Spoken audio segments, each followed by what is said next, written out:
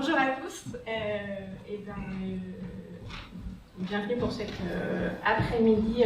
On va poursuivre en compagnie de vous tous et en compagnie de Zaïma, de son souvenir en tout cas. Je veux dire que moi je suis très honorée d'être présente aujourd'hui. Je ne suis pas, sans doute pas celle qui a connu Zaïma le plus longtemps, puisque je l'ai rencontrée principalement quand elle est arrivée travailler au CNLJ en 2015 en tant que responsable de formation, comme Jacques l'a rappelé tout à l'heure, ce qui était aussi une sorte de retour pour elle, puisque comme cela a été dit ce matin, elle a travaillé à la Joie par les livres et qu'elle y a noué des amitiés pour la vie, je crois. Je voudrais dire qu'aujourd'hui, je me sens aussi représentante avec Agnès, avec Jacques, de toute l'équipe du CNLJ, pour qui elle a tellement compté. Alors, je voudrais, en introduction à cette table ronde, qui a un joli titre, donc faire rayonner la littérature de jeunesse, ce qui fait un écho certain avec la personnalité de Zaïma, dont la caractéristique principale, et c'est ce qu'on a entendu depuis ce matin, et c'est ce qu'on a tous en mémoire quand on a eu la chance de la connaître, c'est qu'elle était lumineuse. C'est certain, et c'est votre présence aujourd'hui et les échos qu'on peut avoir, les témoignages en rendent compte de la lumière qu'elle a répandue autour d'elle. Donc, juste vous dire en introduction que pour ma part, il y a des choses que j'ai gardées en mémoire, non seulement du souvenir de la personne qu'elle était, mais de ce qu'elle m'a appris. Ce qu'elle m'a appris, et il y a une chose qui me paraît très importante, en tout cas qui est très importante pour moi, c'est que dans les livres qu'on choisit, ça c'est sans doute une de nos activités principales, dans les livres qu'on propose aux enfants, il faut être attentif aux livres, et il faut aussi être attentif à ceux qui vont le lire et à ceux à qui on va les lire, aux enfants. Ça, c'était quelque chose que Zaïma avait toujours en tête, et que moi, qui m'a beaucoup marqué dans sa manière d'appréhender les choses. C'est comme ça aussi qu'elle m'a appris à lire les livres de Jeanne.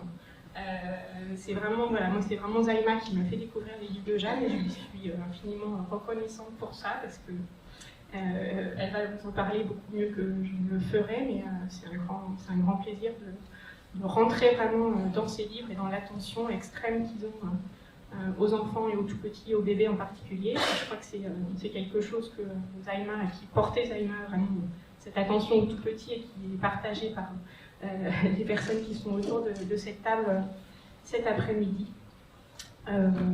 Voilà ce que je voulais vous dire. Je voulais vous dire aussi que vous avez dans les petits sacs qu'on vous a distribués ce matin cette petite brochure qui s'appelle 100 livres pour les tout petits, qu'on édite nous dans le cadre de Première Page depuis le début, je crois, avec Zaïma. C'est avec elle que ça s'est fait, et on continue à le faire. On le faisait en numérique et on le fait maintenant sous forme imprimée, ce qui est une manière de poursuivre son travail. Donc ça, c'est un travail qu'on fait avec Agnès, qui est là, avec Brigitte notamment, et des collègues du comité Album, auquel elle participait, et c'était toujours un bonheur de l'entendre parler des livres dans ce cadre-là. Donc voilà, ça c'est pour elle, et c'est pour les petits. Alors, avant de passer la parole, excusez-moi d'être un petit peu trop longue, mais je voudrais vous lire un livre. Parce que il me semble que les livres, ils ont aussi la faculté assez incroyable d'être aussi des petites capsules de souvenirs, comme le sont les chansons, dans lesquelles on va garder la mémoire des gens. En tout cas, ce livre-là, pour moi, c'est Zaïma. C'est pas un truc très nouveau, alors je vous ai mis quand même quelques images, excusez-moi. C'est un livre qui a été écrit et dessiné en 1949 aux États-Unis, donc vous voyez que ça nous amène un petit peu loin. Et ça s'appelle Par une journée d'hiver, donc vous allez me dire que c'est pas très approprié. Je suis désolée. Ça va me rafraîchir. Et c'est pas le titre original, puisque en anglais il s'appelle The Happy Day, ce qui est un joli titre, je trouve. Voilà, donc je pense que c'est pas tout à fait une découverte pour un certain nombre d'entre vous, mais voilà, pour moi D'abord, je sais que Zaïma l'aimait beaucoup. C'est aussi par elle que j'ai découvert ce livre-là. Il a une illustration en noir et blanc. Il a peu de mots, mais chaque mot est choisi. Chaque mot est parfaitement à sa place. Et voilà, c'est un livre que j'aime beaucoup. Donc j'y vais.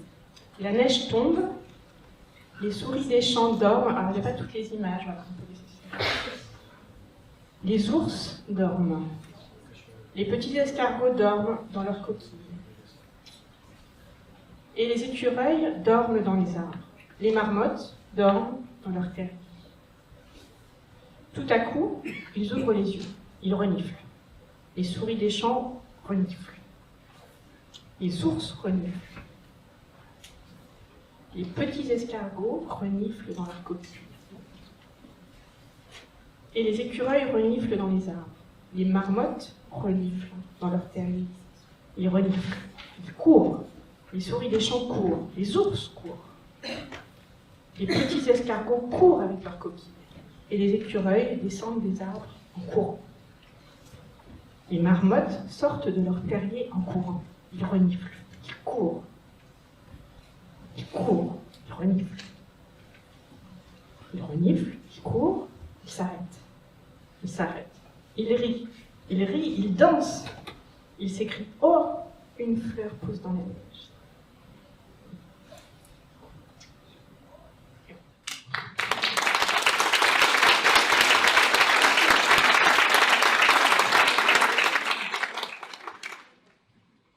Merci beaucoup. On va parler de ce que c'est que faire rayonner la littérature pour la jeunesse. On va parler de comment on transmet finalement cet amour de la lecture qui peut nous porter auprès de tous, auprès de tous les enfants. Et on va en parler avec 3 personnes qui sont à différents endroits du chemin de ce travail-là. Ce partage-là, donc on a une artiste, une créatrice, on a une éditrice, on a une bibliothécaire, et malheureusement, je dois excuser l'absence d'Ivan Chenouf, qui était là pour représenter l'association Dulala. Donc Ivan, malheureusement, n'a pas pu être présente avec nous aujourd'hui, même si elle aurait du coup souhaité. Mais elle m'a chargée de micro. Pardon. Est-ce que vous m'entendez? Oui. Je vais essayer de le. Je pense que je ne le tiens pas bien, c'est pour ça que je vais faire des efforts. Excusez-moi. Donc, Ivan, qui a bien connu Zaïma, qui a travaillé avec elle sur cette démarche de promotion de la lecture pendant de nombreuses années, et désormais secrétaire général de cette association Dulala qui s'occupe de promouvoir le livre auprès au-delà des barrières de la langue, et notamment en travaillant avec des kamishibai, donc ces petits théâtres d'images sans parole, qui permettent de montrer des albums à tous, et puis finalement de pouvoir y greffer une manière de raconter dans différentes langues. Mais voilà, je ne vais pas forcément vous parler beaucoup plus de Dulala parce que c'est elle qui l'aurait fait mieux que moi. Je vais juste vous lire le court texte qu'elle m'a envoyé pour vous le dire aujourd'hui. Donc je cite les mots d'Ivan. Les partenariats à long terme sont rarement homogènes. J'ai connu Zaïma quand elle était à Accès. Nous avions des vues convergentes sur le rapport au livre des tout-petits. Les relations n'ont pas été tout à fait les mêmes quand elle a été en poste au ministère de la Culture. En France, les institutions ne savent pas toujours vivifier le travail de terrain. Nous nous sommes retrouvés à la BNF pour des formations. C'est là que nous avons vraiment réalisé l'intérêt que nous portions au développement du plurilinguisme chez les tout-petits. Zaïma, comme moi, voyait plusieurs avantages à cette éducation, sur le plan individuel, affectif et cognitif, et sur le plan collectif, ouverture aux autres. Elle attachait autant d'importance à la dimension orale des langues qu'à leur dimension écrite, aux productions populaires comme aux productions savantes. Elle aurait été précieuse dans les actions que je mène aujourd'hui dans l'association Dulala, tant elle était sensible à l'expression des enfants, au lien avec les familles, au goût pour les livres. C'est dans cette veine que travaille Dulala en donnant la parole aux enfants à travers la création de kamishibai, en diffusant des outils pour aider les parents à entretenir la ou les langues familiales et communiquer avec l'école en soutenant l'édition plurilingue. Zaïma se déplaçait avec une pile de dossiers, sans doute plus urgents les uns que les autres. Mais quand elle vous parlait, c'est vous qu'elle regardait. Vous. Parce que comme tous les autres, vous étiez unique. Elle aurait été une alliée opiniâtre dans un combat que l'actualité rend de plus en plus nécessaire. La reconnaissance de la diversité linguistique pour l'égalité des citoyens dans la vie démocratique. Quand j'ai appris son départ, je me suis dit que nos coopérations auraient pu être plus régulières. Il reste tant à faire. Que cette journée nous aide, au-delà du souvenir, à agir comme elle le faisait, ensemble et joyeusement.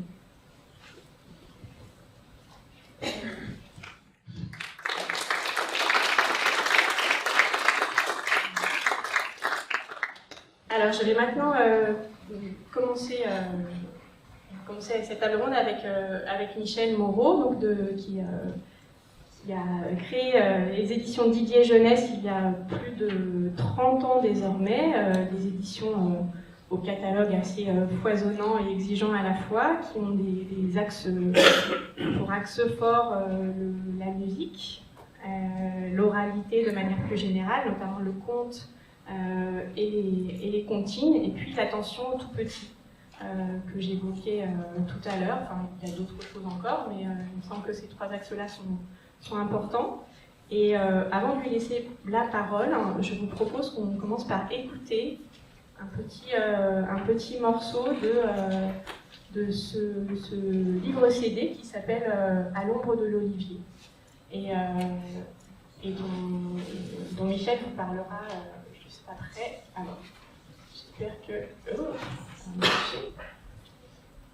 Si je lance comme ça.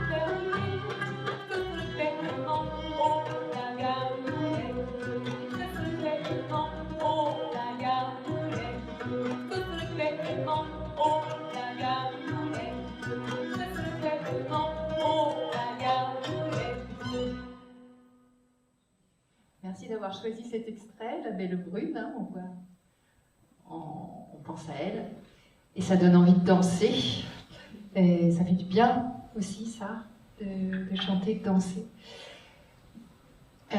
Bon, donc là j'ai un petit moment pour parler de Zaïma, de Didier Jeunesse et comment nos chemins se sont croisés. Ils se sont croisés avec les comptines. On n'a pas dansé, mais on a vibré autour de la musique et de ce qui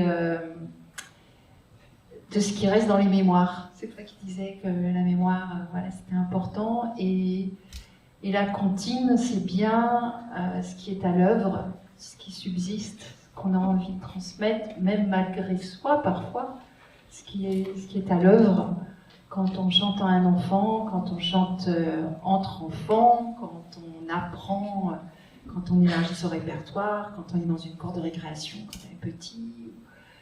Et ça, c'est autour des comptines qu'on s'est rencontrés. La première rencontre, Isabelle l'a évoqué, c'était dans les locaux d'accès autour de la collection Pirouette, donc ça devait être dans les années 90, 95, 96, quelque chose comme ça. Et pour moi, ça a été une révélation de sortir de mes murs de maison d'édition. Il y avait bien sûr les salons déjà, il y avait déjà des opportunités de rencontre avec le public, mais c'était la première fois que je sentais le retour. Vous savez, comme on parle en musique d'un retour, ben là c'est pareil, c'est un retour terrain et des choses qui dépassent l'objet livre sur lequel on a travaillé avec les auteurs. En l'occurrence, c'était Charlotte Moulet, Martine Bourg à l'époque, les pionnières de la collection. Et voilà, ça dépasse l'objet. Ce qui se trame, c'est bien plus... Ça va bien plus loin, parce qu'entre les mains des lecteurs, eh bien, et par ceux qui les observent aussi. Donc c'était ce que j'ai découvert là, c'est l'attention qu'il y avait à observer, l'intérêt qu'il y avait à observer les enfants pendant les lectures, pendant ces moments-là.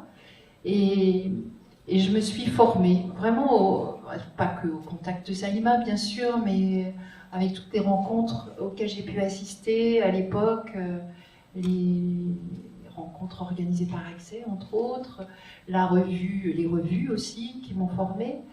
Et puis après, le deuxième moment clé, ça a été à l'ombre de l'olivier, justement, cette gargoulette. Je ne sais pas si elle se cassait bêtement la gargoulette, Salima, j'ai pas l'impression. C'est marrant, ces liens qu'il y a là, c'est une chanson qui mêle le français et enfin, une espèce de sabir, hein, arabe ou kabyle, je ne sais pas exactement, mais les rencontres qu'il y a comme ça entre les langues et les thèmes. Et donc cette deuxième rencontre autour de ce projet que j'avais, d'étoffer la collection Les Petits Cousins, que vous avez peut-être, dont vous vous souvenez, qui m'avait été inspirée, Les Petits Cousins, par la vocation scolaire des éditions Didier, tournée autour de l'apprentissage des langues vivantes, et de faire se rencontrer sur ce terrain-là, le terrain des comptines, les langues l'une avec l'autre. Et il y avait d'abord eu l'anglais, l'allemand, l'espagnol, parce que ce sont les langues de l'école, enfin, qu'on apprend à l'école, au collège du moins.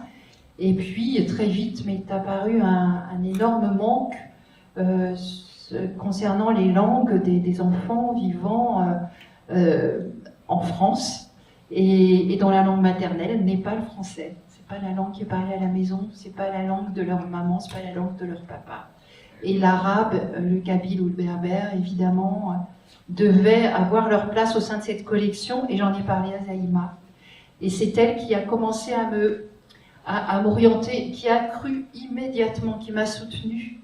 Et son enthousiasme m'a portée, m'a convaincue que ça a pris du temps, c'est un projet qui a mis 3 ans avant d'aboutir, mais d'être portée comme ça, d'être soutenue, elle était tellement convaincue du bien fondé du projet, qu'après, les choses se sont enclenchées dans les choix éditoriaux, de choisir un plus grand format, de mettre en valeur l'image, d'offrir ce qu'il y avait de plus beau, finalement. C'était ça l'idée.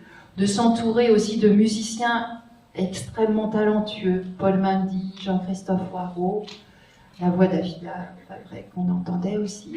Et ça, c'est le plus beau. Et puis aussi de minorer la présence du français pour mettre en valeur, mettre le coup de projecteur sur le répertoire, kabyle et arabe dans ce volume-là. Et voilà, ça a été déterminant. Elle m'a fait rencontrer donc, des personnes à l'Institut du monde arabe, au Furet, voilà, dans des tas de lieux. Et puis c'est comme ça que se tissent les projets, c'est de rencontre en rencontre. Grâce aux musiciens, j'avais même contacté Idir. Alors ça, c'était pas Zaïma, et d'ailleurs, Idir ne m'a jamais répondu. Donc, on a fait autrement.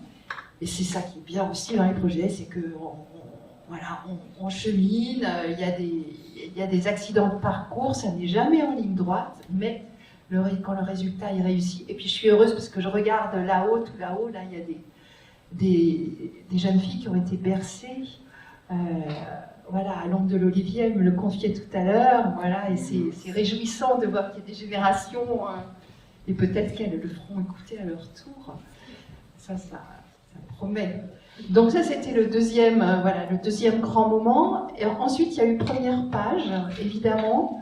Mais voilà, on se côtoyait tellement que Première Page, elle m'a poussée à postuler avec justement un premier album de comptines de Martine Bourg qui n'a pas été retenu cette année-là, mais il y en a eu d'autres ensuite qui ont été retenus. Et ce qui m'a passionnée dans cette aventure Première Page, c'était, je me souviens d'un moment, c'était l'évaluation des projets, l'évaluation de la politique publique. Alors ça, c'est très loin de mon univers, hein, d'entreprise privée, et de voir le sérieux, les remontées région par région. Enfin, ça, c'est mon âme de sociologue et voilà, qui était un peu sollicitée aussi. Et je trouvais ça très, très intéressant. Mais plutôt, j'ai retrouvé, le dernier jalon, c'est l'enthousiasme que j'ai retrouvé et un plaisir enfantin presque, qu'on partageait complètement toutes les deux. C'était pour fêter les 30 ans de Didier Jeunesse. Et là, elle n'a pas eu... voilà, elle n'avait pas peur. Elle me dit, mais si, le grand auditorium un bel auditorium à la BNF, mais si, ah bon, on peut faire ça, et on peut mettre des ballons, enfin bon bref, on a tout imaginé ensemble avec une ferveur joyeuse, et je pense, je ne sais pas si parmi vous il y en avait sûrement qui étaient là, et ça a été un moment vraiment formidable. C'est important ces moments de retrouvailles, de communion, de partage autour de nos métiers. Moi, c'est ce que j'ai ressenti en arrivant aujourd'hui ici. D'abord, on a été privés de ça pendant quelques temps, là, et de se retrouver, on a besoin de cette énergie. Je sais que quand on me demande d'intervenir, je suis capable de transmettre ça, mais moi aussi, j'ai besoin de le vivre à mon tour, et c'est important qu'on se retrouve, éditeur, auteur, médiateur, et ça, Zaïma, c'est ce qu'elle provoquait, suscitait autour des projets de création. Voilà, j'ai peut-être été un peu longue. Très bien, merci beaucoup Michel.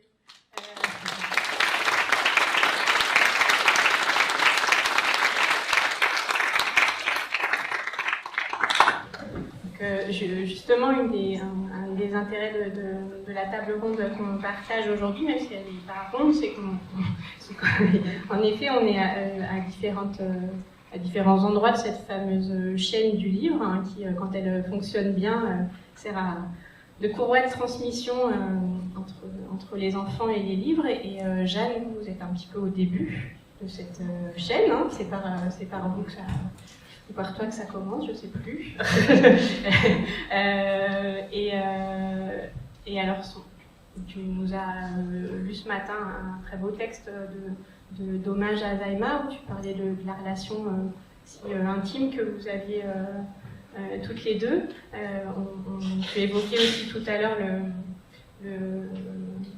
l'atelier de Jeanne HB que tu étais venue faire à la BNF, dont je me souviens aussi très fort, puisqu'on venait juste d'apprendre la maladie de Zaïma à ce moment-là, donc c'était un moment particulier.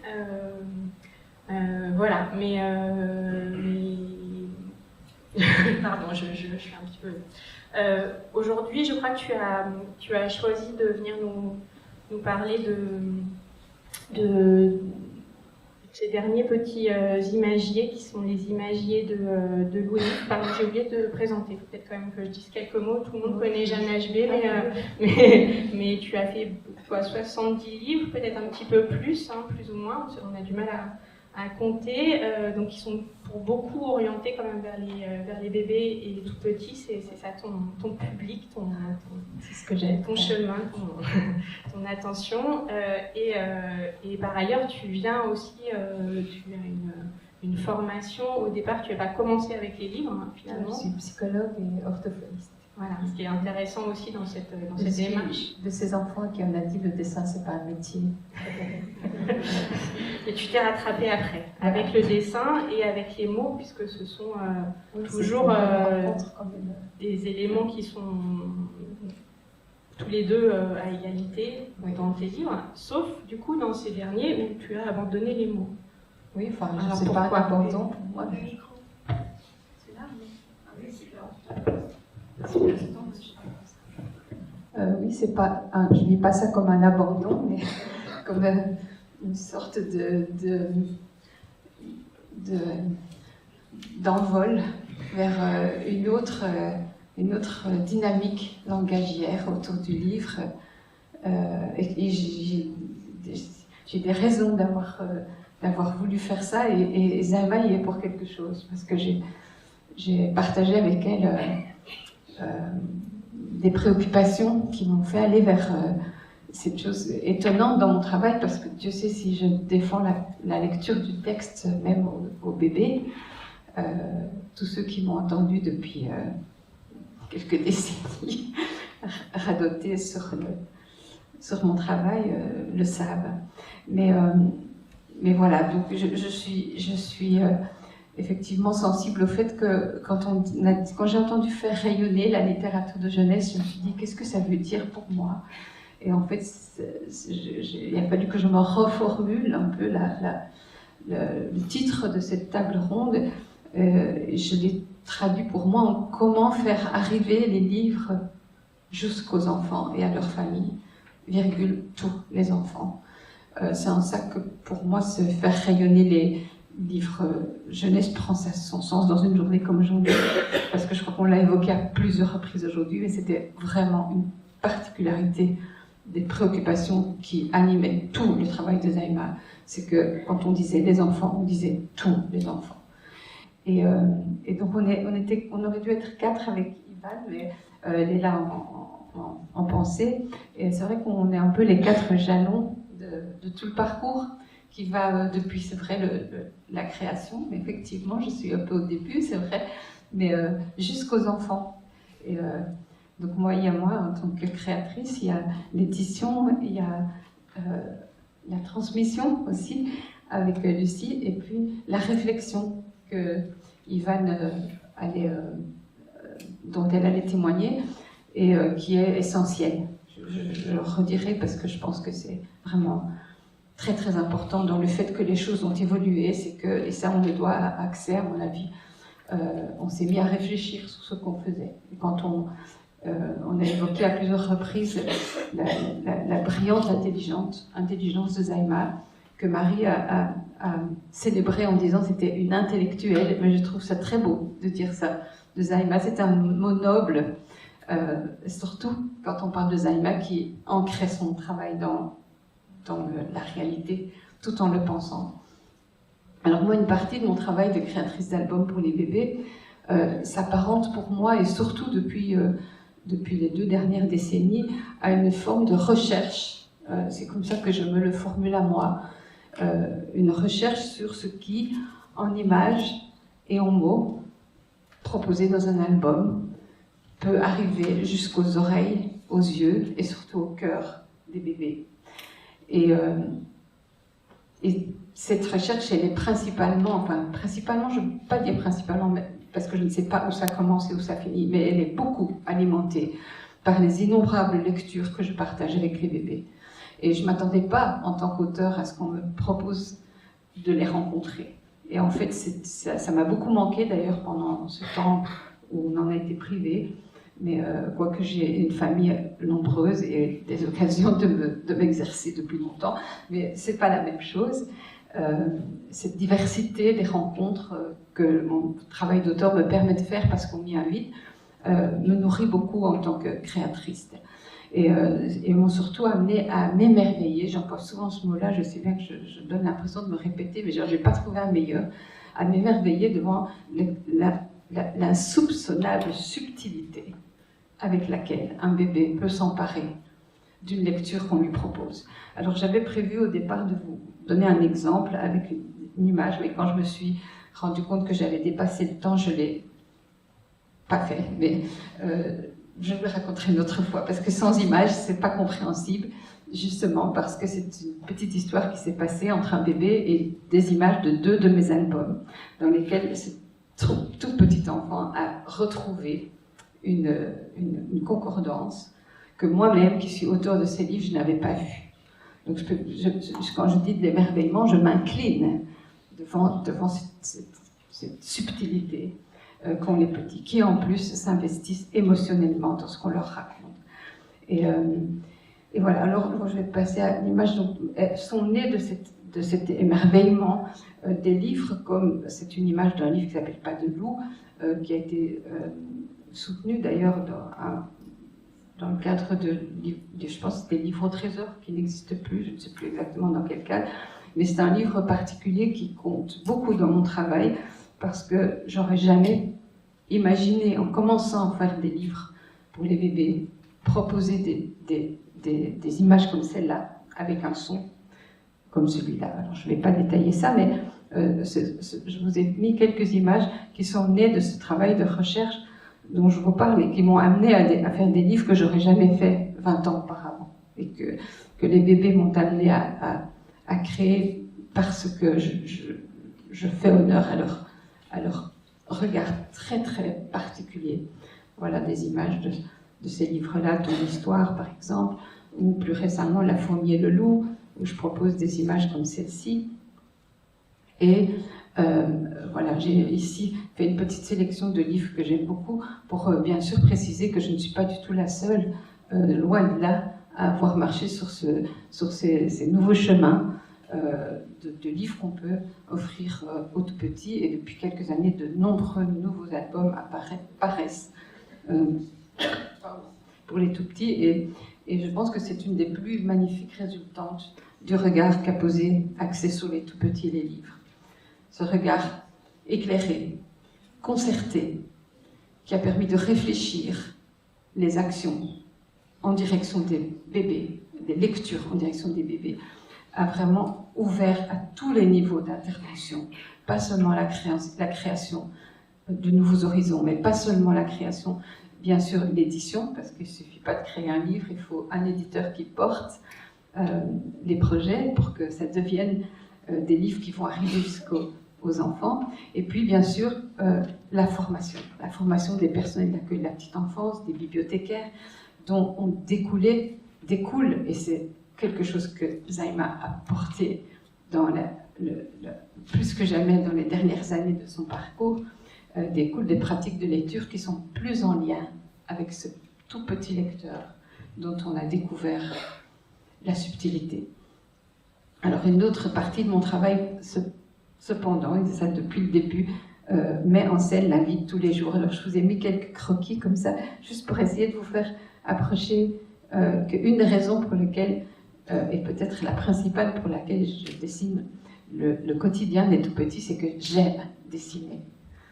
Et j'aime dessiner ces gestes, ce temps de la vie où le corps se déplace autrement, où il y a une sorte de je ne sais pas, de grâce comme ça, des débuts de la vie que j'aime dessiner et qui m'ont amené à faire des livres. Je vous ai montré quelques images extraites de livres dans lesquels je mets en scène le quotidien des petits, mais bon, bien sûr pour ces raisons liées à mon plaisir de les dessiner, mais pas seulement, bien sûr. Et si une autre partie de mon travail met en scène la vie de tous les jours, c'est aussi quelque chose avec lequel je veux faire le lien avec mon amitié pour Zaïma. Et je m'y attache particulièrement ces dernières années. Je vais vous raconter pourquoi et comment, quel lien très fort il y avait pour moi avec Zaïma dans ce projet. Donc vous voyez 3 petits albums minuscules là. Parce que mes échanges avec Zaïma mixaient dans une sorte de désordre fertile pour moi en tous les cas et très très précieux pour moi, qui me manque, je dois dire. Les réalités de tout mon parcours, qui est fait à la fois de création, c'est vrai, mais aussi de réflexion, de rencontres, d'engagement aussi, pour la cause des bébés, de tous les bébés qui ont droit à cette nourriture dont nous célébrons aujourd'hui l'importance. Et je partageais avec Zaïma la nécessité pour moi, au-delà du fait que je dessine, de donner du sens à mon travail d'auteur. Et pour moi, donner du sens à mon travail d'auteur, c'est penser comment les images et les mots de mes livres pourront faire leur chemin jusqu'aux bébés, jusque tous les bébés, et leur famille. Et leur famille, pour moi, c'est capital. Parce qu'un tout petit ne vient pas au livre sans un autre humain pour l'y amener. Et je pense que c'est plus important que ce qu'on ne le croit. Et les enfants d'aujourd'hui vivent dans le monde d'aujourd'hui. Et c'est un monde d'adultes hyper connectés, parce qu'on parle beaucoup de la présence des écrans dans la vie des petits, mais on ne parle pas assez, je pense, de la présence des écrans dans la vie de ceux qui partagent leur temps de vie avec des bébés, avec des jeunes enfants. Des adultes hyper connectés, c'est-à-dire des adultes qui, pour certains, quasi en permanence, sont reliés à un autre présent que celui qu'ils partagent avec leur tout petit. Et ça a des conséquences sur le développement psychocognitif des enfants. Il faut absolument mettre l'accent là-dessus, je pense. Un monde aussi, et là je rejoins alors un peu ma déception qu'Ivan ne soit pas là, parce qu'elle m'avait dit, je te donnerai une piste de lancement, un monde aussi qui se multiculturalise, où de plus en plus d'enfants grandissent entourés d'autres langues, porteuses d'autres cultures, des langues et des cultures riches de leur diversité, et pourtant encore peu reconnues comme telles pour beaucoup, et donc peu valorisées dans le parcours psychosocio-cognitif des enfants, de ces enfants de plus en plus nombreux. Et dans ma vie d'auteur, je rencontre des familles de tous les milieux, si différents. Et tous ne sont pas égaux devant cette injonction que nous représentons d'une manière ou d'une autre, qu'on le verbalise ou qu'on ne la verbalise pas. Ce que nous traînons avec nous comme injonction, c'est lisez des livres à vos bébés. C'est ça qu'on a envie de transmettre, c'est ça qu'on a envie qu'il se passe. Et c'est très... Mais moi, je lis tellement souvent dans les yeux des parents ce désarroi. Oui, mais quel livre? Dans quelle langue? Quand c'est pas de la culpabilité. Moi qui ne sais pas faire, alors est-ce que je suis un mauvais parent? Ou carrément du rejet. Ah mais non, tout ça, c'est pas pour nous.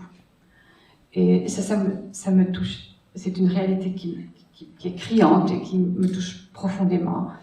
Et c'est ce vécu-là qui m'a donné envie de faire ces petits livres sans texte. Alors pourquoi sans texte? Parce que on va pouvoir le lire dans les langues qui vont se présenter à nous. Et donc l'enfant va pouvoir avoir cette rencontre-là avec le livre peut-être en français à la crèche, et puis à la maison avec une autre langue, avec la langue de la maison, la langue de la famille, qui valide la présence de la langue de papa, la langue de maman, dans sa petite vie en devenir, et je trouve que c'est formidablement important. Et donc moi, dans notre dernière conversation, je partageais avec Zaïma ma préoccupation, mon souci, qui m'a engagée à faire ces livres-là devant ce constat dont j'entendais, et j'entends, Dieu sait, plutôt de plus en plus résonner l'écho, de plus en plus partout, chez le personnel d'accueil de la petite enfance, dans les crèches, les enseignants maternels et même primaires, les orthophonistes, partout, des sonnettes d'alarme se tirent, les compétences langagières des bébés s'appauvrissent. Il y a un recul, un manque de stimulation langagière dans les débuts du langage, qui sont en partie, je pense, liés au fait qu'il y a simplement ces mathématiques. Le temps que nous passons sur nos écrans, quand on vit avec les petits, on ne le passe pas à la rencontre. toute la langue. Et voilà, donc j'ai eu envie de proposer ces petits livres le moins cher possible. Le prix du papier a augmenté, je me suis battue pour que ça ne dépasse pas 7 €. Le prix du papier a augmenté. Michel, je pense que ça va être difficile de tenir la route. Mais voilà. Tout en sachant bien sûr que ce n'est pas que le prix du livre, malheureusement, qui prive les enfants de lecture. C'est beaucoup, beaucoup plus compliqué que ça. Mais quand même, voilà, Zaïma n'est plus là pour que nous poursuivions nos échanges, mais je crois qu'elle serait à mes côtés pour aller de l'avant dans ce projet qui m'occupe maintenant depuis 3 années et qui est né de ces rencontres, de ce constat qui me touche, qui me bouleverse. Et je travaille à dessiner des petits imagiers sans texte.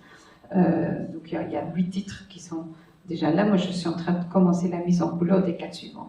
Alors, c'est des petits imagiers, sur un modèle d'une banalité affligeante. Donc, j'ai absolument rien inventé. Ça se fait depuis les débuts de la littérature enfantine. C'est le petit imagier avec une image à gauche et une petite scénette à droite. Donc j'ai absolument pas la prétention d'avoir inventé l'eau chaude du tout.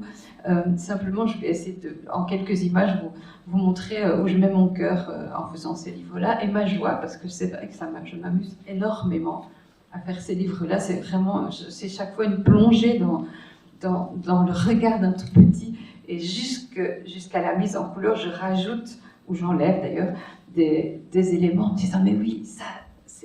J'enlève une petite pantoufle, vous allez voir une image, parce qu'un pied nu, c'est tellement intéressant quand on est tout petit. Des petites choses toutes simples comme ça, qui sont un peu, en fait, l'articulation de mon travail ici sur ce projet-là, qui sont un peu ce qui me porte, et en particulier 3 choses.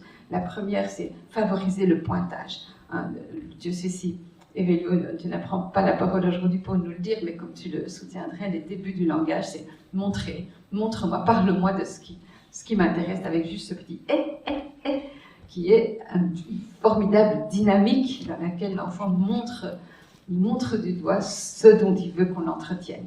Et donc ici, je crée ces images en pensant à ça. Qu'est-ce qui va engager un petit à pointer du doigt, à faire pour que le moment de langage qu'on va partager avec lui parte de lui, et qu'on soit dans quelque chose d'une dynamique montante et pas descendante. Pas moi je sais, toi tu sais pas, mais dis-moi ce qui m'intéresse, parle-moi de ce qui m'intéresse.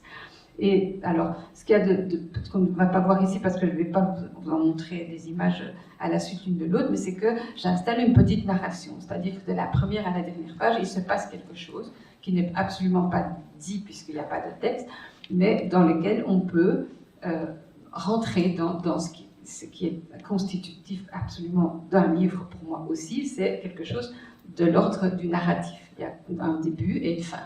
Mais on va l'inventer et vous allez voir une toute petite vidéo que je vais vous montrer comme les enfants l'inventent à leur manière. Voilà. Une troisième articulation, c'est le travail. Donc c'est, non, je l'ai déjà dit, aucun texte. Bon, je ne sais plus pourquoi j'ai mis cette image-là, c'est pas grave. Après, ah oui, si, attendez. Est-ce que j'ai décidé de mettre ça ici, non? Ça, j'ai pas changé la petite vidéo. On peut la visionner maintenant, peut-être? Attends, parce qu'il manque des images, sinon qu'est-ce qui vient après? Oui, non, c'est ça. Non, mais ça, on peut voir. Là, juste, c'est une petite vidéo que vous allez voir. En fait, le petit enfant qui est là, c'est mon petit-fils, pour tout vous dire. Enfin, un de mes 6 petits-fils, parce que depuis 5 jours, j'ai un 6e petit-fils. Rien que des garçons. Mes enfants font des garçons. Et donc là, il a 20 mois. Et donc sa maman est bolivienne. Vous allez voir 2 petites lectures, ça dure 2 minutes et demie au total. Une avec sa maman qui lui raconte le livre en espagnol et qui est très à l'aise avec ça. Ma belle-fille, elle est très prolixe, elle est très à l'aise avec un livre sans texte, ce qui n'est pas le cas de mon fils que vous allez voir après, qui est plus réservé. Et en même temps, vous allez voir comment c'est ce petit enfant qui n'a qu'un mot dans son vocabulaire, c'est « et », va réussir à entraîner son papa dans un petit moment de langage avec une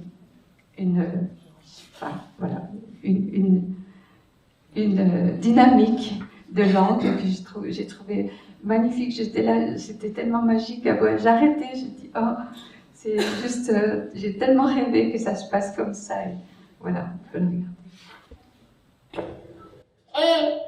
Este chiquito se está bañando con su tutú, que se llama Muf. Sí. Y mira, ahí hay un patito. Y mira, hay burbujas que hay adentro. Aquí hay un jabón con las burbujitas. Mira, aquí está también el mismo, con las burbujitas. ¡Pum, pum, pum, pum, pum, pum! Sí, ahí mira el patito sobre el guante para lavarse así, para frotarse. Y ahí la bañera. Y ahí un Muf, que quiere ir al baño. El otro, este. Esta es la noche. Mira. Aquí mira, tiene que ponerse el pijama. La polera, el pantalón, y los calcetines en las manos de Muf. Y aquí es el pantalón, el mismo. Y la polera, la misma. La misma polera. Y aquí mira su ropita. La polera y el pantalón, sí, sobre la silla.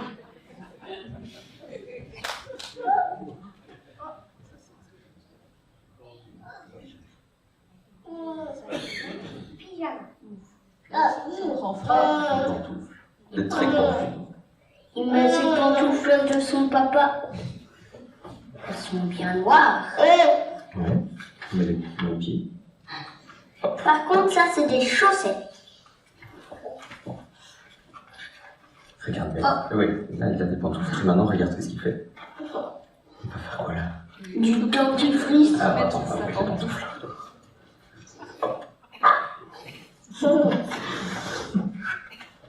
Trop bien. Dentifrice. Il va se nettoyer les dents. Frotte, frotte, frotte, frotte, frotte. Il se brosse les dents.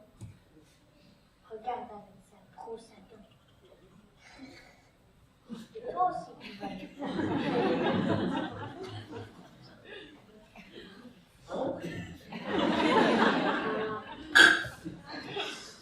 Mais par contre, c'est pas comme ça. Oh, regarde le pull de papa. Ici, qu'est-ce qu'ils font? Oui, c'est un livre. Oui, il est triste. Oui. Oui, il met son dentifrice. Il met son pyjama. Oui, c'est le pyjama. Este chiquito se está bañando con su tutú. Mais je pense que vous comprenez mieux ce que je veux vous dire avec des images comme ça. Et voilà. Et donc, je vais juste remontrer quelques images pour vous dire que ces petits livres, ils sont aussi une occasion pour moi, parce que mise en scène de la vie quotidienne, une occasion pour moi de dessiner des choses qui me tiennent à cœur, en fait, et que sans aucune vanité, bien sûr, mais j'espère peut-être donner envie de reproduire, si tu les retrouves. Oui, donc voilà, c'est des choses que j'aime dessiner. Donc ici, des choses que je trouve importantes, c'est faire des projets. Dans plusieurs de ces livres, je mets en scène une petite histoire de quelque chose, d'un désir de faire quelque chose et dont on va parler, construire, se projeter, accompagner un enfant dans le fait que grâce à la langue, grâce au langage, on peut se projeter dans des projets à élaborer. Et parler le désir, pour moi, c'est vraiment très important, donc je dessine ça. Le jeu, donc il y a beaucoup d'images où il joue. Et je trouve qu'il est grand temps de dire qu'on peut encore jouer, qu'il n'y a pas que cette petite espace de jeu tout réduit où on pense que ça fait le boulot. Et l'humour, évidemment, l'humour c'est un bras de levier.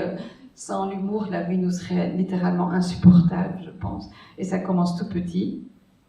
Ça, c'est une image, elle n'est pas en couleur parce que ça fait partie des nouveaux livres. Donc, personne au monde ne l'a jamais vu, à part mon éditrice, c'est moi, mais je vous le montre. Voilà, la débrouillardise aussi, le fait de faire des choses moi tout seul. La coopération, se rendre utile, c'est très, très dynamique dans la vie. Faire des petites choses toutes simples ensemble, comme pique-niquer dans le train, et l'amitié bien sûr, entre pairs, P-A-I-R-S. Et alors ici, petit clin d'œil, c'est l'utilisation possible des objets numériques. Oui. Ça peut aussi servir à quelque chose. Ici, par exemple, à faire le projet de partir en voyage, dans le voyage. Et puis aussi, la nouveauté, et oui, ça des petites scènes de la vie quotidienne. Ici, ce qui est intéressant, c'est le bébé qui pleure. Non, le reste, c'est pas intéressant du tout. Ils savent bien de quoi il s'agit. Et puis les peurs enfantines, comme par exemple de se faire mouiller la tête. Mon petit-fils, pour le moment, chaque fois que je le mets dans le bain, il dit pas tête, pas tête.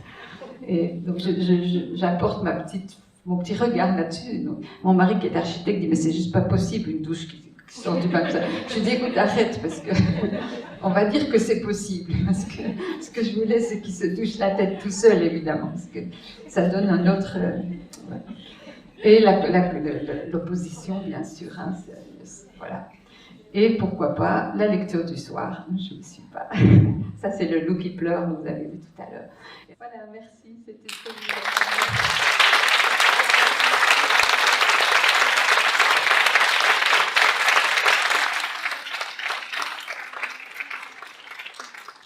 Merci beaucoup.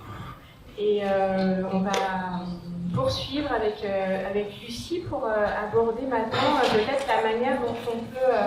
Je vous laisse vous installer. Donc Lucie Daudin, tu es responsable, directrice de la lecture publique des Médiathèques de Pleine Commune, c'est ça. Après avoir été directrice adjointe, si je ne me trompe pas, de cette même médiathèque, tu travailles depuis pas mal de temps dans les médiathèques de Seine-Saint-Denis. Et tu vas nous parler aujourd'hui de la manière dont on peut amener les enfants au livre jeunesse, peut-être en dehors du livre, hein, avec d'autres outils, d'autres manières, et notamment des expositions. Alors on a pu en visiter une, et vous en avez présenté une aujourd'hui des super créateurs, Anouk Bois-Robert et Louis Rigaud, hop. Et voilà, tu vas nous parler de cette autre approche finalement vers le livre jeunesse à travers les expositions. Je te laisse la parole tout de suite. Merci Marine.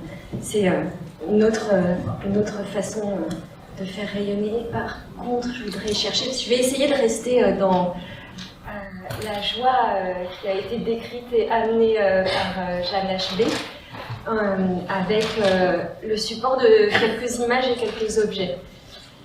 Il y a beaucoup de choses qui ont déjà été dites depuis ce matin et beaucoup de choses qui convergent dans le même sens. Et notamment, ce que beaucoup ont déjà dit, c'est que la diffusion, le rayonnement de la littérature jeunesse, y compris auprès de gens qui ne vont pas se rendre spontanément, que ce soit en librairie, ou même en médiathèque, et même si les médiathèques sont gratuites, je crois que c'est bien ça le lien que je peux faire avec le travail et les réflexions de Zaïma. Je précise que par rapport à beaucoup de gens qui sont dans la salle, j'ai croisé dans nos chemins professionnels, Zaïma et moi on s'est croisés à un moment donné de notre vie professionnelle, il y a déjà fort longtemps, mais je ne l'ai pas du tout connu comme nombre de ceux et celles qui sont là.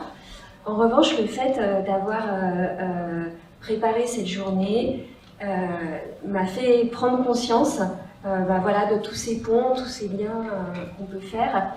Et je voulais, avant de commencer, remercier Accès, le CNLJ pour cette journée, et tout particulièrement le service du livre et de la lecture du ministère et ses représentants qui sont ici, Thierry Claire et Marion Loire, parce que d'abord c'est Thierry qui est venu vers moi pour me demander si Pleine Commune peut-être pourrait voilà, rendre cet hommage à Zaïma Amnash.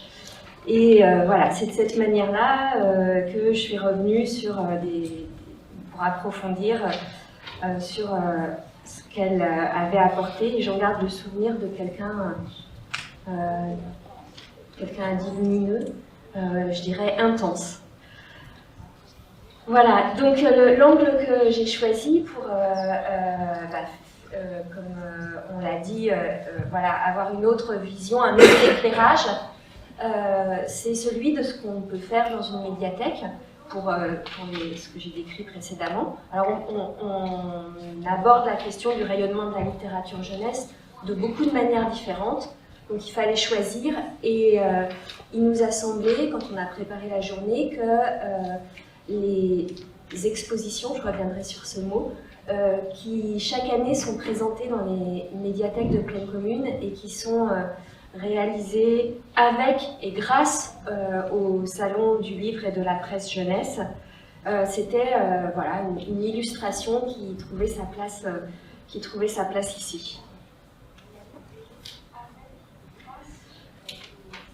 Alors, vous avez vu les modules, je vais le dire plutôt comme ça, les modules de HOP dans l'entrée de la médiathèque. Et voilà, je voulais vous montrer à l'écran d'autres de ces expositions qu'on réalise chaque année, une fois par an. On présente le travail d'un illustrateur ou d'une illustratrice, ou parfois de plusieurs, un peu avant le début du salon du livre qui se passe en Seine-Saint-Denis et à Montreuil plus précisément. Donc c'est des modules qui sont préparés avec l'équipe du Salon du Livre de Jeunesse. C'est-à-dire que plusieurs mois avant, presque un an avant, on travaille avec le salon pour choisir l'artiste. Et puis ensuite, les modules sont réfléchis au sein d'un groupe de travail au sein duquel il y a plusieurs bibliothécaires du réseau des médiathèques qui sont parfois les mêmes d'une année sur l'autre et qui changent aussi dans une volonté de faire partager ce travail-là qui est très enrichissant à plusieurs de nos collègues. Alors, je reviens tout de suite sur le mot exposition, parce que quand on a commencé ce travail, c'était déjà en 2005, et au début, c'était vraiment ce qu'on appelle des expositions qu'on visitait. C'est-à-dire, c'était les originaux des livres des illustrateurs. Et au fur et à mesure de notre cheminement avec le salon, avec l'équipe du salon et du livre de la presse jeunesse, on est allé de plus en plus vers ce que vous avez vu aujourd'hui. Alors, on a gardé le mot exposition et on dit, si vous regardez dans les documents que vous avez dans vos sacs, on parle maintenant d'exposition atelier. Parce que, effectivement, ce sont des univers d'images qui prennent place dans la médiathèque et qui sont en lien avec l'univers de l'illustrateur. Donc, ce que vous avez vu aujourd'hui, c'est en lien avec ce travail très délicat d'Anouk Bois-Robert et Louis Rigaud, qui travaillent sur le pop-up, sur des choses, des objets.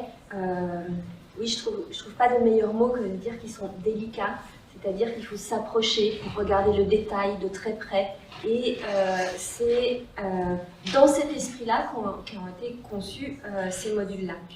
Bien entendu, quand on travaille sur l'univers de Joël Jolivet, par exemple, ou sur celui de Pascal Estelon, on est dans une autre installation, en fonction en fait de l'univers de l'artiste. Et l'idée, c'est qu'utiliser une autre forme que le livre, ça permet de revenir à ce livre. Et il y a une recherche de ce lien. Alors à la fois dans les formes, vous voyez là sur l'écran, il y a des formes qui évoquent le livre ouvert, et puis il y a aussi des livres qui sont présents, alors bien entendu les livres de l'artiste, mais aussi un peu comme ce que vous avez montré, Jeanne, quand vous avez montré une diapo avec d'autres livres que les vôtres. Il y a aussi comme une forme d'étoile les livres d'inspiration ou d'écho de l'artiste qu'on expose. Et bien entendu, il y a des malles de livres qui sont présentés et qui permettent de naviguer dans un univers, dans un imaginaire contemporain, en faisant entrer le corps en jeu. Parce que finalement, c'est ça l'idée, c'est de se dire, et je trouve qu'on l'a vu aussi dans les petites vidéos, les enfants, mais pas que, hein, même les adultes, ils ont d'autant plus besoin, je pense, quand ils sont petits, de jouer, manipuler, et donc ces modules, ils permettent d'interagir avec les images des artistes. Donc je pense, j'espère que les images qui sont là l'illustrent bien. Donc ça, c'était l'exposition sur le travail de Pascal Estenot. Et vous voyez sur ces images-là qui vous montrent les modules que vous avez vus dans l'entrée en utilisation par des enfants.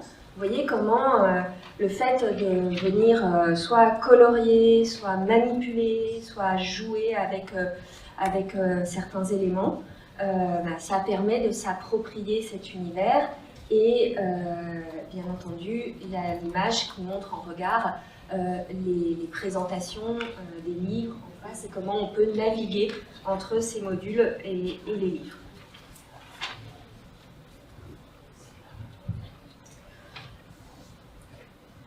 Alors, voilà aussi en écho à d'autres choses qu'on a déjà entendues aujourd'hui. Ces dispositifs, c'est important pour nous qu'ils soient à hauteur d'enfant. Donc voilà, c'est pour ça que c'est pas une exposition qu'on visite en tant qu'adulte de la même manière que des expositions qui seraient à hauteur de regard d'adulte, mais qui sont plus basses. Et même pour certaines et pour certains modules, on le voit là sur... je montre mon écran, en fait c'est là. On voit bien qu'il y a même, dans certains cas, la possibilité d'être à même le sol, comme viennent le faire naturellement de tout petit. Donc, vous l'avez compris, mon propos, c'était de redonner, par rapport à ce que vous avez pu voir, le sens de ce travail qui présente des sortes d'étoiles, là aussi c'est une sorte d'étoile autour des livres originaux, et qui peuvent être créées parfois, pas systématiquement, avec l'artiste. Et ce sera le cas pour notre prochaine exposition, celle de l'édition 2022, qui est en cours de réalisation, et qui sera réalisée avec Lucie Félix, dont on a vu les couvertures, voilà, sur le dessus. Voilà, c'est ça, exactement. Mais ces objets que vous avez vus et qui s'installent dans la médiathèque, puisque là l'idée c'était de montrer comment, voilà, on fait toute la chaîne, il y a la création, ce que fait l'auteur, la partie de l'éditeur, et puis après comment en médiathèque, dans cette institution qu'est la médiathèque, on peut amener et jouer avec ces livres, avec ces imaginaires. Il y a aussi d'autres objets autour et qui ont aussi toute leur importance, même s'ils sont peut-être pas visibles en premier lieu. Alors, déjà, il y a l'objet souvenir. Alors, vous en avez tous un dans votre sac. L'objet souvenir sur l'exposition Hop, ça ressemble à ça.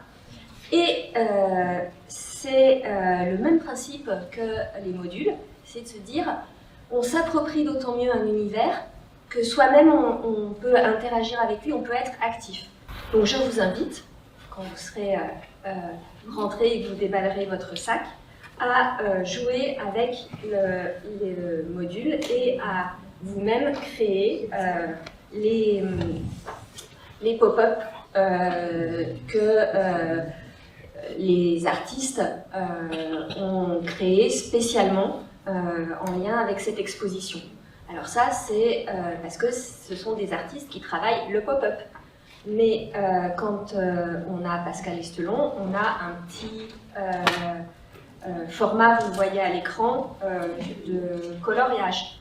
Quand on a travaillé avec Joël Jolivet, on va pouvoir repartir chez soi avec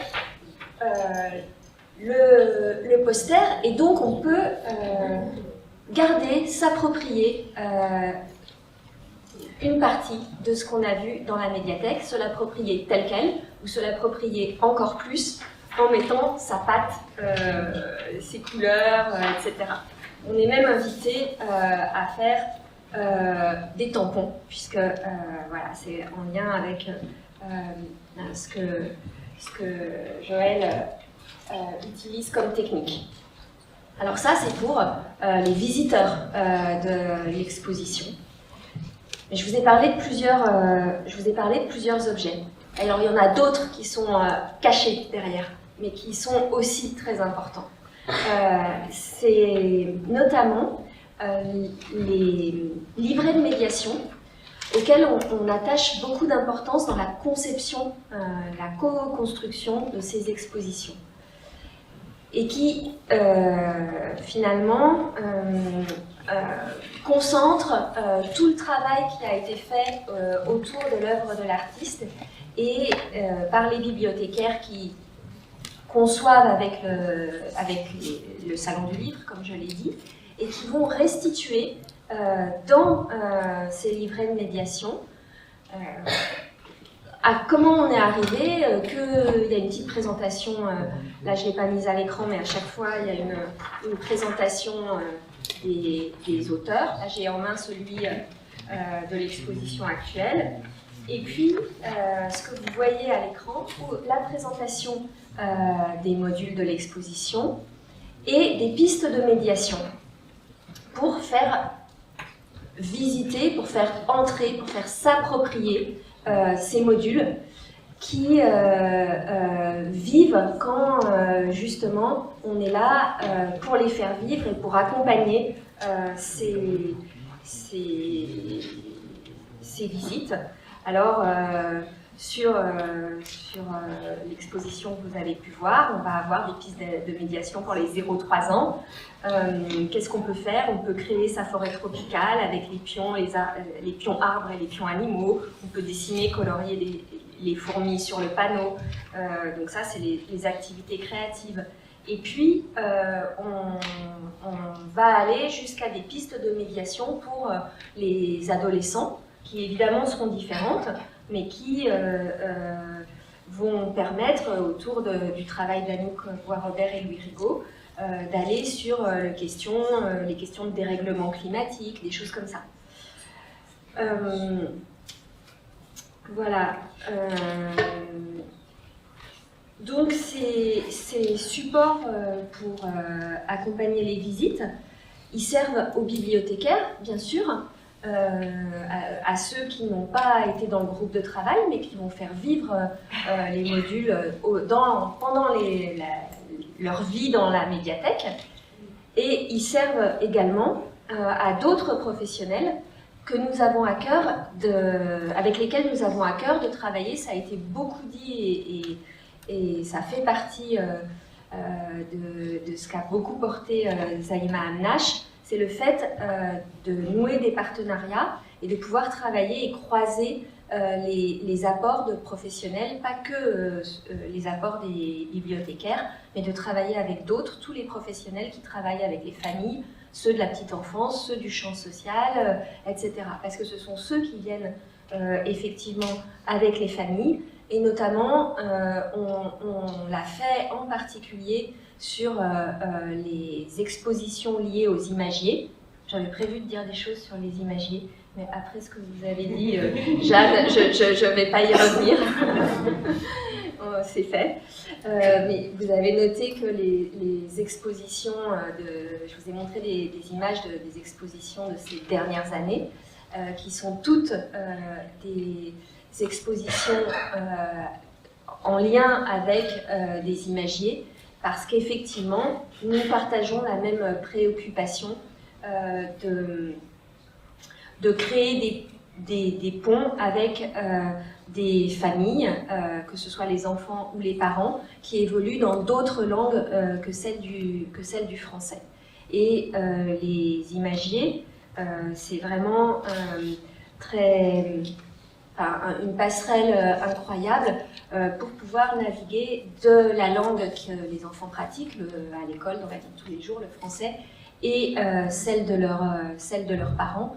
Donc là, on a une illustration d'un des ateliers qu'on avait réalisé dans le cadre d'un projet soutenu par la politique de la ville, intitulé Imaginaire Imagier, et qui donne lieu aussi à des objets créés. Voilà, il y a la création artistique, et puis il y a le fait, quand on interagit, on peut interagir jusqu'à une production d'une autre forme avec les familles. Donc là, une production liée au travail de Pascal Estelon, un imagier multilingue. Et je vous montre, vous avez dit que j'allais apporter d'autres objets, le Mapajo, un imagier du vivant multilingue qui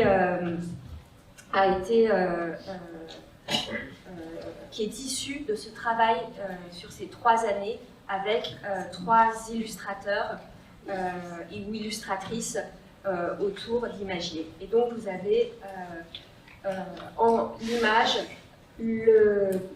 et le texte de ce qui est représenté sur l'image dans différentes langues, de ce côté-là et de l'autre côté. Pour boucler la boucle, l'artiste, on y revient.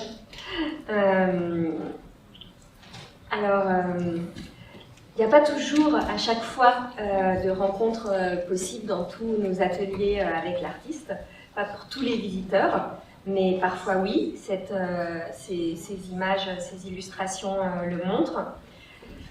Et là, ce sur quoi je voudrais terminer la présentation, c'est de dire que dans tous les cas, même si c'est pas possible pour tous les visiteurs, l'idée quand même, c'est qu'il y ait une rencontre. Et que cette rencontre avec l'univers de l'artiste, elle soit suffisamment joyeuse, interactive, marquante, pour donner envie à ceux et celles qui l'auront vécu de reproduire cette expérience positive. Et que ce soit d'ailleurs dans l'ordre de la rencontre avec l'œuvre, mais aussi, il faut le dire, là je parle en tant que directrice des médiathèques de Plaine Commune, avec le lieu médiathèque. Et si on peut, avec les deux, c'est encore mieux. Voilà, pour garder un petit peu de temps pour les échanges. Merci à vous de votre attention.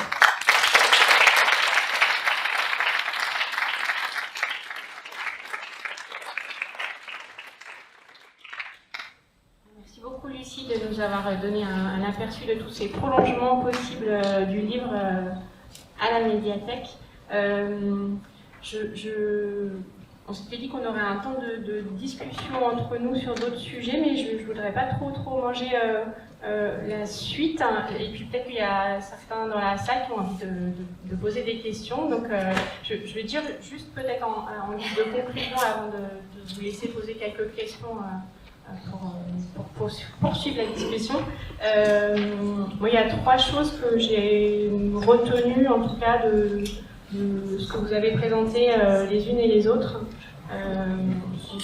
de ces questions-là autour de ce rayonnement de la littérature jeunesse et des tout petits aussi, qui nous ont pas mal occupés pendant ce début d'après-midi.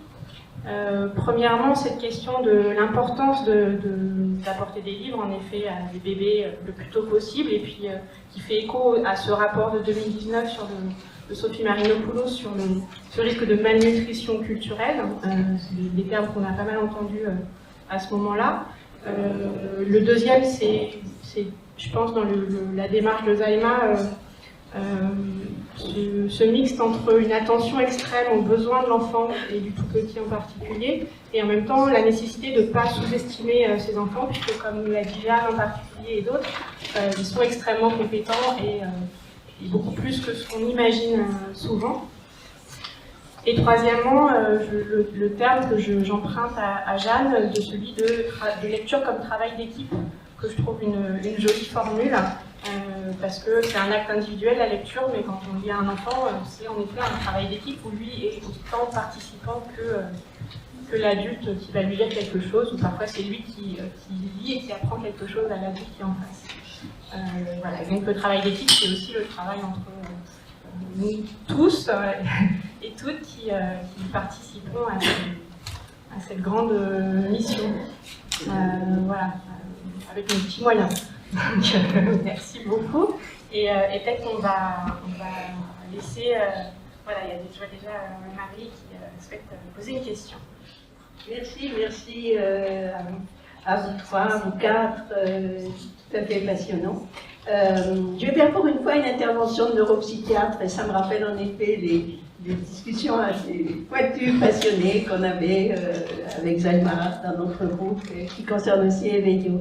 Je ne vais pas trop parler Jeanne Hv, mais c'est un trait de fraternité, sororité, c'est tout à fait, je pense qu'il n'y a pas grand-chose à ajouter. L'émerveillement partagé, et ces objets qui sont vraiment les livres pour bébés, et cette invention spécialement destinée un peu à la petite enfance, avec leur format, leur page épaisse, et cet objet spécialement dessiné pour lequel les parents comprennent que c'est des objets pour eux, pour leurs enfants et tout ça. Mais ça présente un peu, et c'est là Michel Meveau. Je voudrais remercier beaucoup l'œuvre de Michel, qui est une longue collaboration, je crois. Et vraiment, s'il n'y avait pas eu un éditeur, je pense que c'est vraiment du très beau travail. Là, je ne suis pas neuropsychiatre, mais cette façon de faire passer, et Veillot pourrait aussi le dire, toutes les traditions orales universelles, puisque les contes et les comptines spécialement, Bernadette Bricot a fait des en Chine, elle a fait des émissions sur France Culture, c'est vraiment la culture. Avant, il y avait les conteurs, maintenant il n'y a plus les conteurs. Et je pense que le livre que vous faites dans votre collection, ça remplace ça dans la culture, et c'est très important. Et alors là, j'ai envie de faire, ça me démange d'intervenir en tant que neuropsychiatre, pour une fois, et je l'aurais vu. Je pense qu'il faut conserver ces formats, ce papier, cette beauté des images. Et voilà, vous savez, nous insistons, et ça c'est bien acquis, sur le geste. Enfin, il y a un peu une maîtrise de l'adulte là, hein, sur le geste dictif, montre, c'est parce que c'est. Ah, c'est pot de confiture, je sais pas. Il ne dit pas encore le mot. Le geste dictif, le geste qui montre et qui précède le langage. Il y a un autre geste très important, et c'est là que j'ai envie de dire merci Michel pour les éditions, c'est la pince. La pince. Et le papier, je vous en prie, en tant qu'éditeur, même si le papier est cher, même si la colle est chère, vous savez maintenant, quand on achète des livres, des fois tout se détache, et les libraires nous disent on n'y peut rien, la colle est chère. C'est incroyable. Ce papier qui se tenait, qui après sera le papier des romans, qui sera le geste de l'écriture, pensons-y. Il y a beaucoup d'inconnus là-dedans. Nous savons un peu quelque chose. Mais le dictif, c'est bien, et la pince aussi, c'est bien. Et le plaisir, le livre qu'on a cité là tout à l'heure, le livre en noir et blanc, avec, voilà, par une journée d'hiver, avec la petite. Il y a là une dynamique, et les enfants après vont tourner les pages, n'est-ce pas? Les conteuses, ce passage, les conteuses. Et ça, je vous en prie, il faut le garder dans la culture en France. Il y a des choses que nous ne faisons pas suffisamment. Et c'est vrai, la beauté des expositions, des objets et tout ça. Mais on rabaisse un peu les enfants.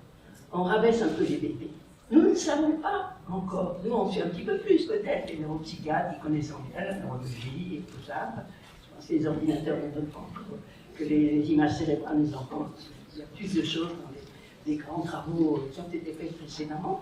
Mais voilà, je trouve que se préserver de feuilleter des pages avec les illustrations, avec la qualité que vous faites, c'est une chose qu'il faut à tout prix préserver dans l'édition française. Merci.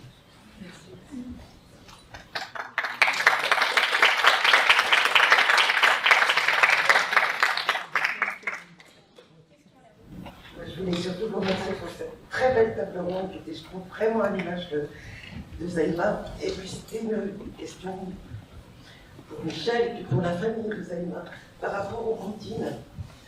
Ce choix des comptines, je voulais savoir si Zaïma était aussi à l'origine des comptines elle-même, et puis ce titre qui a été choisi. On parlait avec Christophe ce midi du père de Zaïma, qui était un très grand musicien.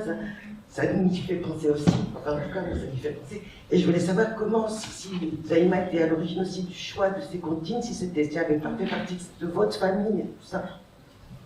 J'ai interrogé Zaïma sur ses comptines d'enfance, bien entendu, mais alors, je crois me souvenir qu'elle est restée évasive, qu'elle n'avait pas, je ne sais pas si vous pourriez en témoigner, vous davantage sa famille, mais il n'y avait pas tellement de souvenirs, et c'était une souffrance presque de sa part. C'était un manque en tout cas, c'est ce dont je me souviens. Hein, voilà. Donc, voilà, elle m'a accompagnée tout au long de ce travail, c'était plutôt par les rencontres. Et puis, ce creux, voilà, qui était ressenti. Je voulais rebondir parce que c'est une chose que je voulais dire au début de la discussion qu'on avait aussi, c'est que Saint-Denis, c'est très important aussi, ce lieu. Alors, c'était pas dans cette médiathèque, mais pas très loin, donc à Saint-Denis, qu'a eu lieu la première rencontre suite à la parution de La lampe de l'Olivier, à l'invitation de bibliothécaires, et avec du public adulte, parce que c'était à 18h, je me souviens encore, 18h, 18h30, cette rencontre. Il n'y avait pas grand monde dans la salle, mais c'était un public, il y avait des maris des bibliothécaires, pas mal, hein, et il y a justement à la fin de la rencontre, le mari d'une bibliothécaire qui est venu me voir, il dit « Je ne suis pas du tout d'origine arabe, ni kabyle, mais grâce à ce livre, j'ai compris quelque chose, c'est que ma langue maternelle, la langue dans laquelle on m'a chanté quand j'étais petit, ça n'était pas le français. Il était d'origine du bassin, enfin niçois, voilà, patois niçois. Et ce retour vers la langue voilà, qu'on lui avait parlé, moi je me souviendrai toujours de ce moment tellement c'était fort. Et comment faire rayonner la littérature jeunesse, ben, c'est en provoquant ces émotions-là chez les adultes, je dirais. Parce que, alors il y a 1001 façons. Assister à des lectures. Moi, je les ai obligés à assister à des lectures pendant le confinement, les parents, parce que je lisais dans le fond de mon impasse à Malakoff, là où j'habite. Et donc, ils ne pouvaient pas laisser les enfants tout seuls. Il y avait des sacs en plastique par terre. Mais ils étaient obligés de rester là. Et je les voyais, mais captivés. Et ça, quand on captive les adultes, ça passe par cette médiation, évidemment, hein, c'est par les rencontres qui sont organisées en bibliothèque, tout ce qui peut remonter, c'est ça le rayonnement, et puis faire vivre, Marie a raison, c'est continuer à créer, à faire vivre. Alors je croyais que on allait me demander de garder les CD, mais non, c'est le livre, oui bien sûr, le livre on va le garder. Le CD c'est juste un moyen, peut-être que celui-là, ça va disparaître, mais le livre bien sûr qui va rester. Sinon on va peut-être laisser la place à la table ronde suivante. On va parler de la question de formation, qui est tellement capitale. Merci beaucoup.